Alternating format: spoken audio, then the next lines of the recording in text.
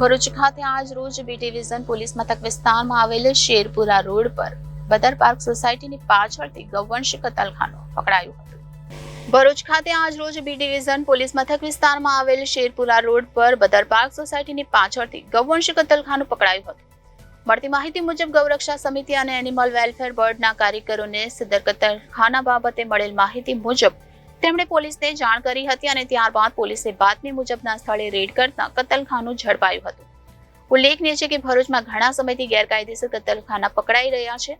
ગૌ હત્યા પર આકરી સજાની જોગવાઈ હોવા છતાં કેટલાક આ વ્યવસાય સાથે ટેવાયેલા તત્વો દ્વારા ગૌ હત્યાની પ્રવૃત્તિ છાની છુપી રીતે ચાલુ રાખવામાં આવતી હોય છે અને બહારથી ગૌવંશ મંગાવીને કતલ કરી તેનું માંસ વેચવામાં આવતું હોય છે।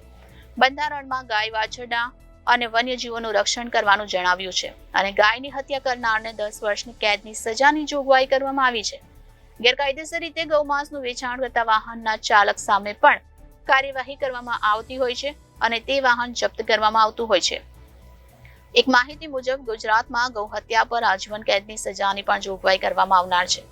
ભરૂચ ખાતે આજ રોજ પકડાયેલ કતલખાનાને લગતી વિગતો જોઈએ તો ગૌરક્ષા સમિતિના સભ્યોને મળેલ માહિતી મુજબ તેમણે પોલીસને જાણ કરતા પોલીસે ઘટના સ્થળેથી 17 જેટલા ગૌવંશને બચાવી લઈને 2 ઇસમોની અટકાયત કરી હતી જ્યારે અન્ય એક ઇસમ ફરાર થઈ ગયો હતો।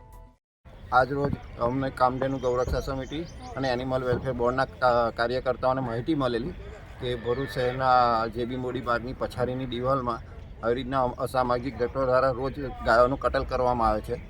તે અમને માહિતી બી ડિવિઝન પીએ સાહેબને જણાવતા તેમને એ માહિતી ગુપ્ત રાખી આજ રોજ સવારના અમે જે સ્થળે રેડ કરતા ત્યાં એક ગાયનું કતલ કરેલું મળેલ છે ને 16 ગાય જીવતી છે અને પાડા 15 નંગ પકડાયેલા છે ને 2 આરોપી પકડાયેલા છે।